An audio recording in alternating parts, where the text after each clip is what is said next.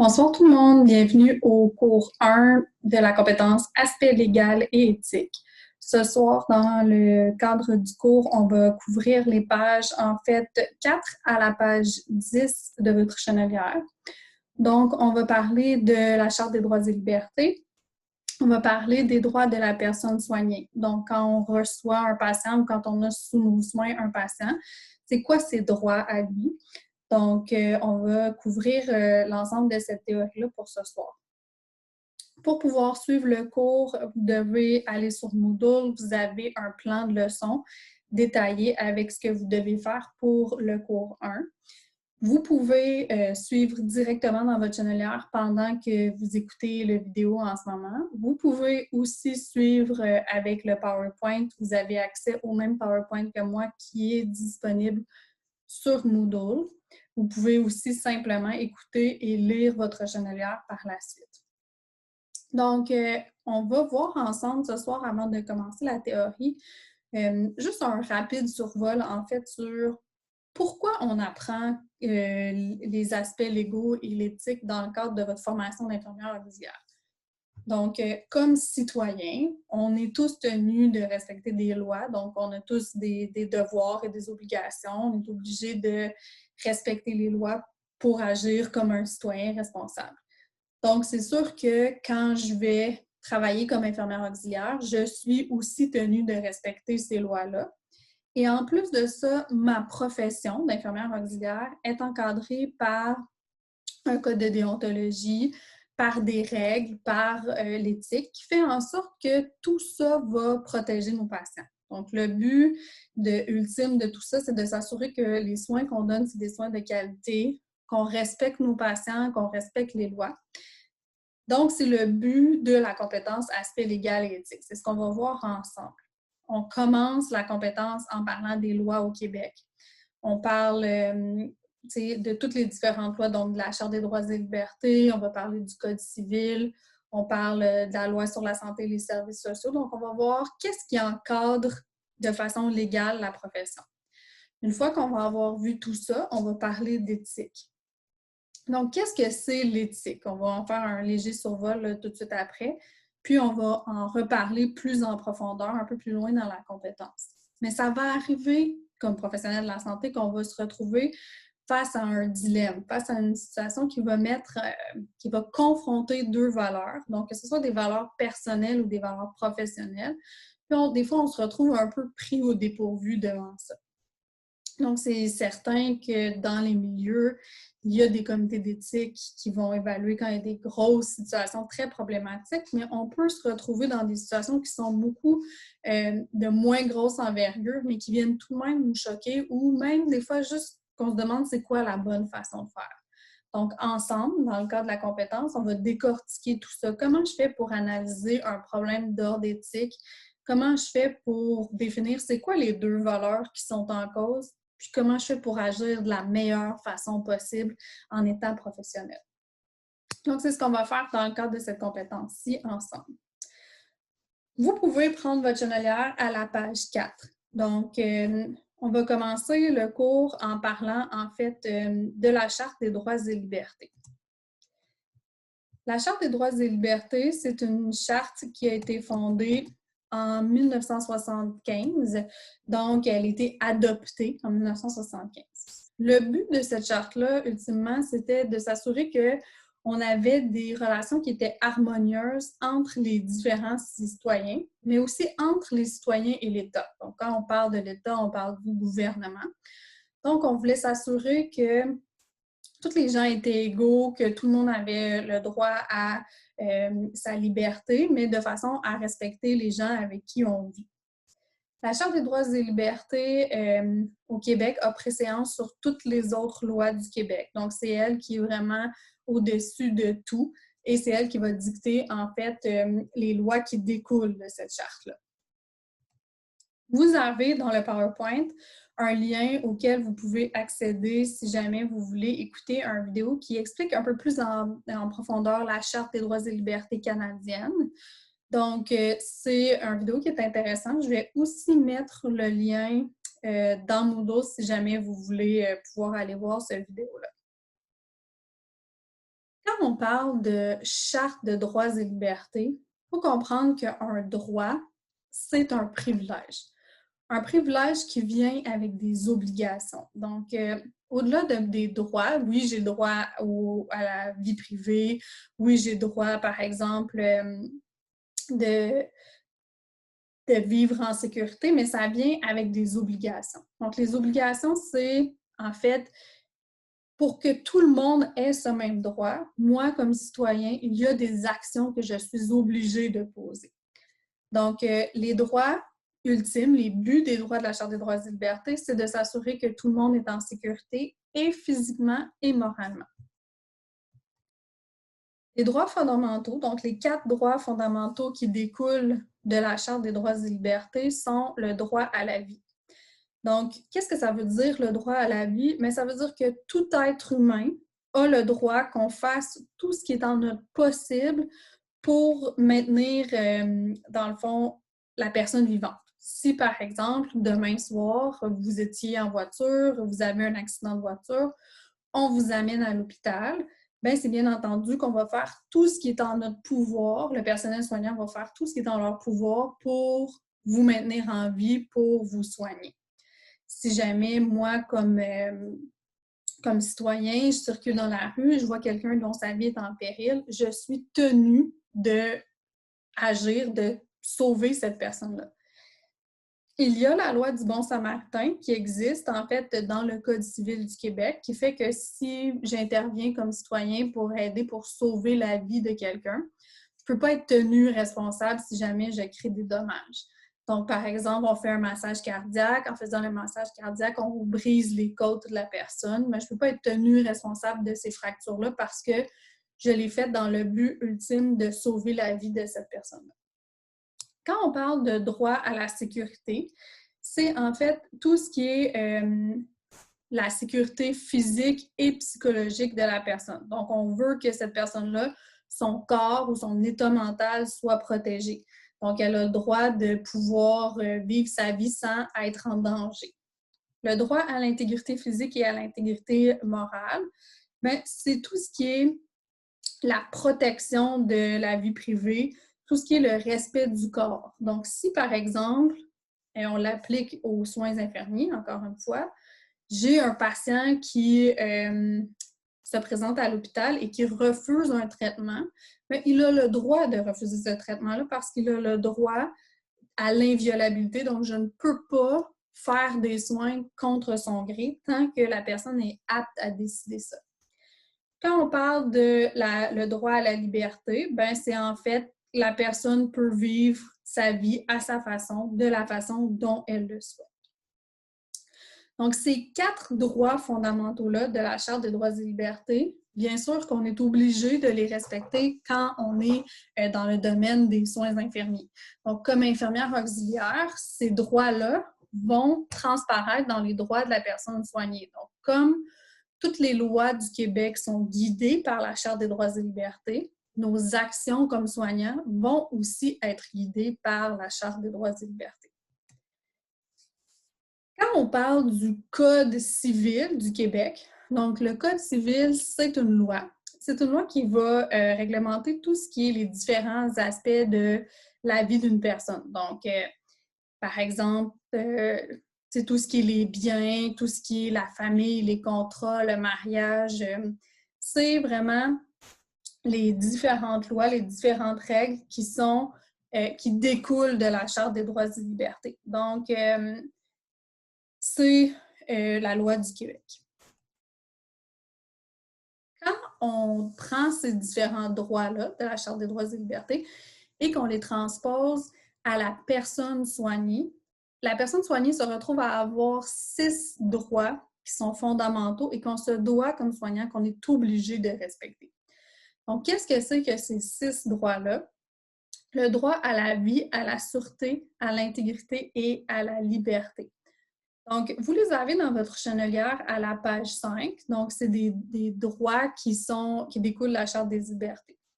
Le droit au respect et à la dignité, le droit à l'inviolabilité et à l'intégrité, le droit à l'information, à la vérité et au consentement éclairé, le droit à la loyauté et à la confidentialité, et le droit à l'autonomie qui équivaut aussi au droit à la liberté.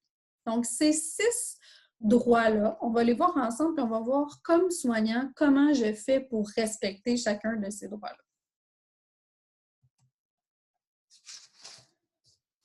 Donc, quand on regarde les droits fondamentaux de la personne, le premier qu'on a, c'est que tout être humain a droit à la vie, à la sûreté, à l'intégrité et à la liberté de sa personne. Qu'est-ce que ça veut dire le droit, dans le fond? Donc, c'est ici le droit à la vie et à la sécurité. Qu'est-ce que ça veut dire? C'est qu'on doit tout faire pour maintenir la vie d'une personne. Donc, comme je vous disais tout à l'heure, si quelqu'un arrive à l'urgence, donc si vous et moi, on arrive à l'urgence et qu'on n'a pas d'indication contraire, donc par exemple, le patient n'a pas demandé de ne pas être réanimé, il n'y a pas de conditions particulières ou de directives précises, on se doit de tout faire pour réanimer la personne ou pour la maintenir en vie. Donc, on considère que la vie, c'est sacré et que c'est la chose la plus importante et qu'on doit vraiment tout faire pour maintenir le patient en vie. Donc, dans vos conditions de soins, quand vous donnez vos soins, ultimement, vous devez toujours viser à ce que je fais comme soin doit toujours respecter le caractère sacré de la vie. Donc, je dois faire en sorte que je m'assure que mon patient, quand je lui donne des soins, il est en sécurité et je fais tout ce qui est en mon pouvoir pour lui assurer cette sécurité-là.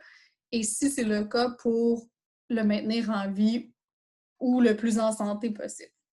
On va voir qu'il y a des conditions particulières quand on parle, par exemple, de soins palliatifs ou qu'on a des consignes de non-réanimation. Mais de façon générale, chez nos patients, c'est vraiment le droit à la vie qui prime au-dessus de tout. Ensuite, on a comme deuxième droit, le droit au respect et à la dignité. Qu'est-ce que ça veut dire, le droit au respect et à la dignité? En fait, c'est que chaque être humain est égal. Que mon patient, ce soit un itinérant, un toxicomane, que ce soit quelqu'un d'une culture ou d'une origine différente du mien, comme soignant, peu importe qui j'ai devant moi, je considère que c'est un être humain et qu'il est égal à tous les autres êtres humains. Il faut que je m'abstienne de toute forme de discrimination. Vous allez voir, quand on parle d'aspect légal et éthique, c'est des fois un petit peu difficile, surtout au début, de bien démêler qu'est-ce qui sont mes préjugés à moi. Puis tout le monde a des préjugés, on va s'entendre. On a tous un bagage qui est différent, on a tous des lunettes qui sont différentes, et on doit dès maintenant se poser des questions et se dire, est-ce qu'il y a des situations avec lesquelles je serais moins à l'aise? Est-ce qu'il y a des préjugés qui pourraient avoir un impact sur la qualité des soins que je vais donner? Parce que je suis tenue, je suis obligée par la loi, comme soignant, de traiter tous les humains de façon égale.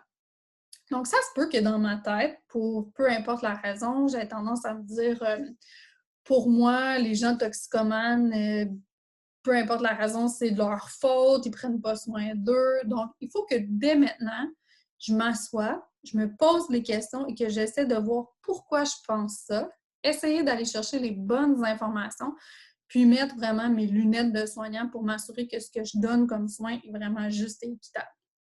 Donc, dans chacun de vos gestes, dans chacune de vos interventions, vous devez agir avec professionnalisme, vous devez agir avec respect, peu importe qui est votre patient.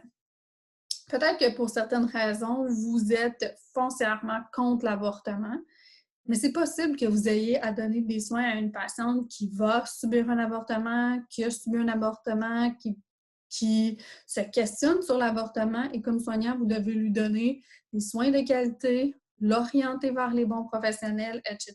Donc, c'est bien important de tous se poser des questions par rapport à nos préjugés et nos croyances, etc. C'est super beau comme ça a l'air vraiment simple, mais vous allez vous rendre compte qu'il y a des situations où il peut y avoir vraiment des problématiques à ce niveau-là, puis c'est vraiment important d'y réfléchir dès maintenant. Ensuite, comme troisième droit fondamentaux de la personne soignée, on a le droit à l'inviolabilité et à l'intégrité. Donc, le but de l'inviolabilité et de l'intégrité, c'est de s'assurer qu'on protège les patients contre, en fait, toute forme d'agression physique, psychologique, donc des soins que la personne ne voudrait pas recevoir. On veut s'assurer qu'on respecte le désir et la volonté des patients. Donc, je ne peux pas traiter un patient de force. Il faut qu'il soit d'accord pour recevoir les soins. Ça implique que moi, comme soignant, quand je donne un soin à mon patient, je dois toujours m'assurer d'obtenir son consentement avant de le faire. Donc, Madame Rochon, je viens vous faire une prise de sang. La prise de sang, c'est pour telle ou telle raison. Je vais prendre une petite aiguille, etc. J'explique ce que je vais faire. Je m'assure que mon patient est d'accord. Dans l'éventualité où le patient n'est pas d'accord à recevoir un soin, c'est pas de dire il a dit non, c'est tout, je le fais pas. Il faut aller plus loin. Il faut savoir pourquoi le patient refuse le soin.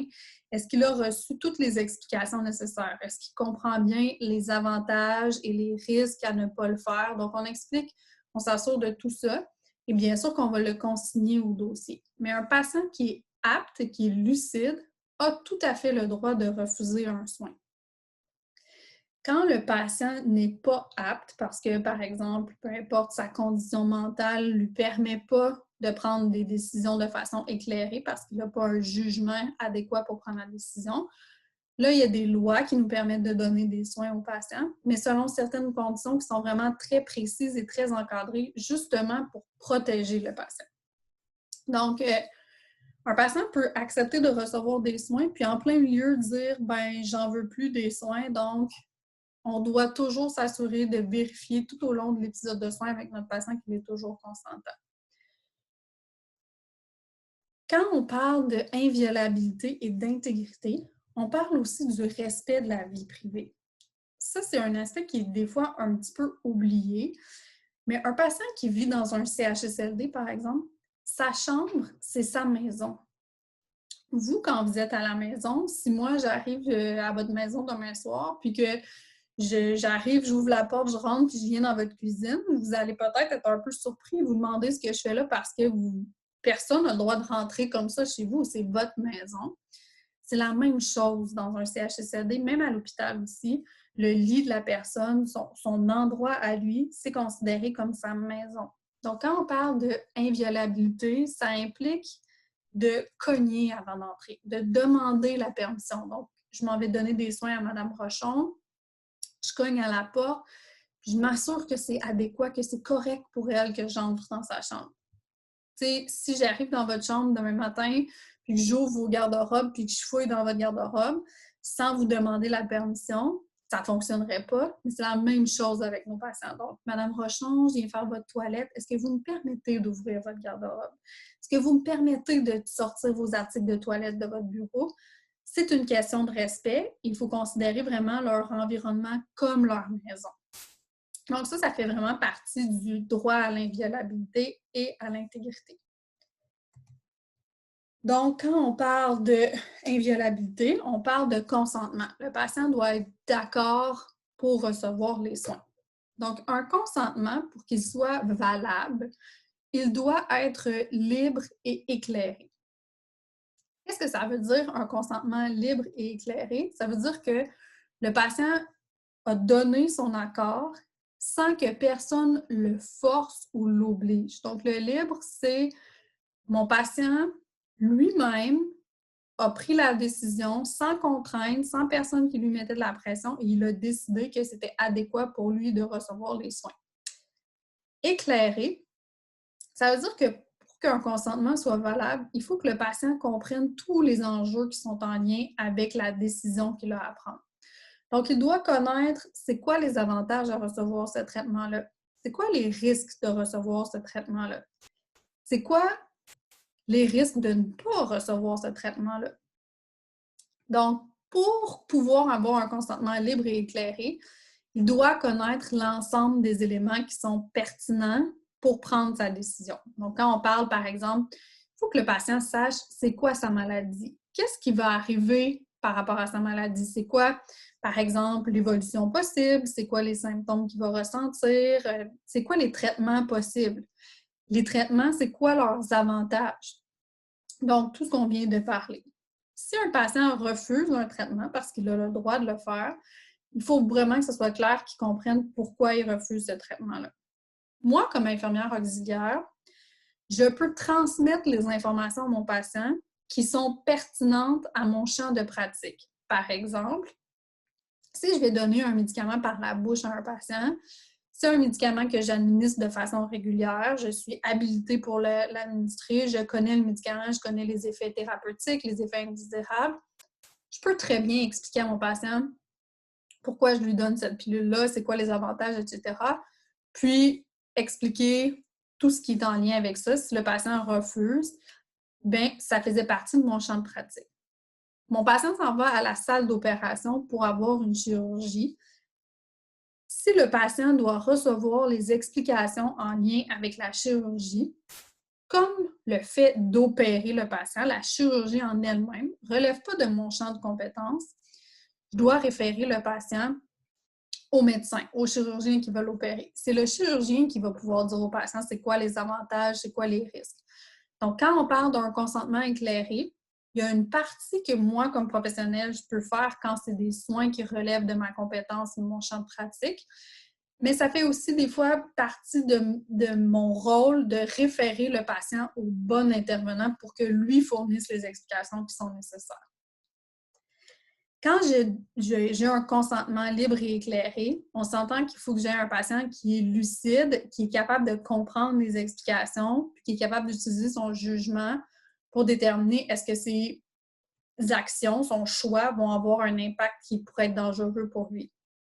Donc, être vraiment lucide, ça comprend aussi ne pas avoir reçu de médication qui pourrait altérer le jugement. Je vous donne un exemple.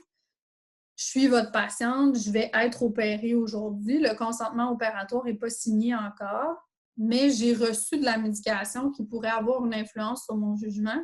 Ce n'est pas le bon moment d'aller chercher un consentement. On aurait dû s'assurer d'obtenir mon consentement avant que je reçoive de la médication qui pourrait altérer mon jugement, parce qu'à ce moment-là, le consentement n'est pas nécessairement éclairé. Qui peut donner un consentement aux soins? Des fois, ça fait faire le saut un peu quand vous entendez ça, mais toute personne de 14 ans et plus peut donner un consentement pour ses soins.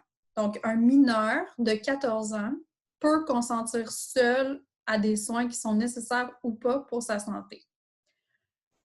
Votre fille de 15 ans a une ITSS, elle peut recevoir des traitements pour l'ITSS sans que ses parents en soient avisés, sans que ses parents sachent même qu'elle a consulté.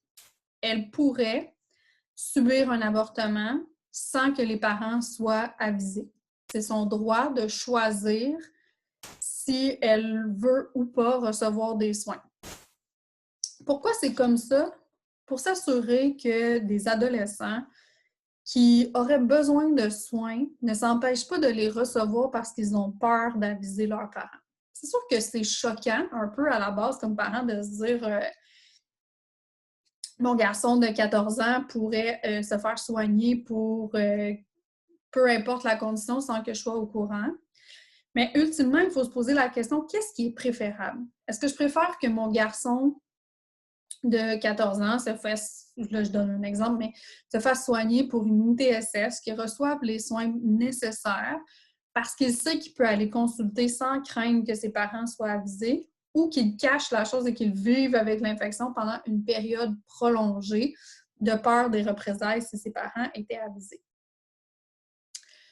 Donc, un mineur de 14 ans et plus n'a pas à aviser, on n'a pas à aviser les parents s'il reçoit des soins, sauf s'il reste à l'hôpital pour une période de plus de 12 heures. Donc, c'est sûr que si le jeune de 14 à 18 ans doit être hospitalisé pour plus que 12 heures, on ne veut pas que les parents s'inquiètent parce qu'ils pensent que l'adolescent a disparu. Donc, on va aviser les parents de la présence à l'hôpital de l'adolescent sans les aviser de la raison pourquoi.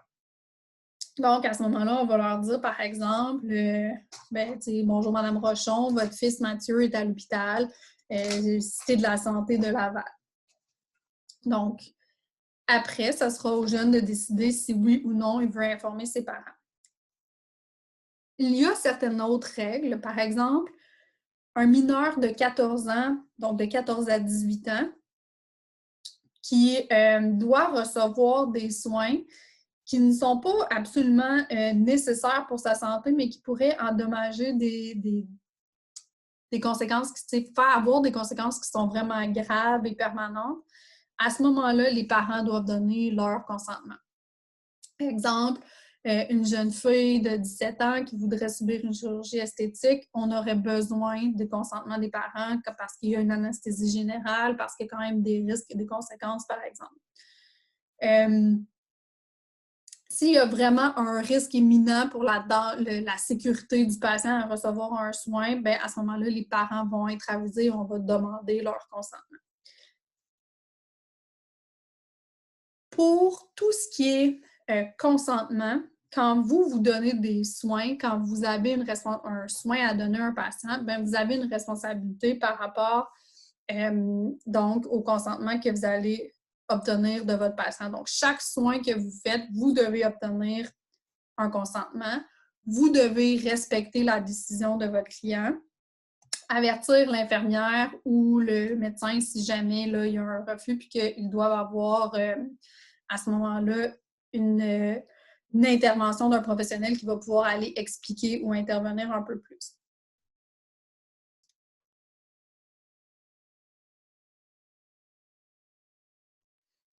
Quand on parle d'un consentement substitué, ce qu'on veut dire, c'est que la substitution implique que ce n'est pas la personne qui reçoit les soins qui va donner son consentement. Donc, pourquoi on irait chercher un consentement substitué quand la personne n'est pas apte à consentir elle-même pour les soins? Un mineur de moins de 14 ans, donc un enfant de 12 ans qui doit recevoir un soin, c'est les parents qui vont donner ou non le consentement.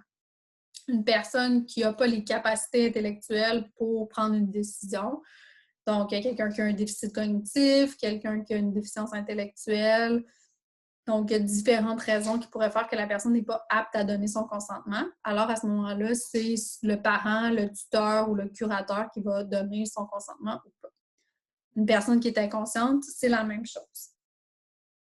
Quand on va chercher un consentement substitué, c'est exactement les mêmes règles que pour le consentement libre et éclairé. Toutes les explications pertinentes doivent être données à la personne. Donc, la maladie, ses effets, les traitements et ses effets, les risques, les avantages, tout ça doit être réexpliqué à la personne qui donne le consentement substitué.